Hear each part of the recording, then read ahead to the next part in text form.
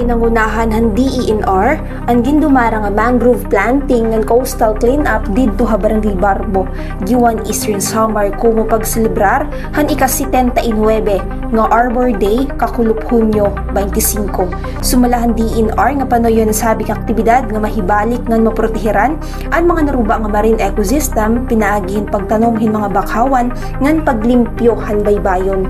Ang bakhawan indako ani bubulig kapag panalipod kontra storm surge dagko nga balod ng coastal erosion nga nagahatag hin natural nga proteksyon sa mga komunidad kontra ha epekto ng climate change ngan iba pa nga kalamidad.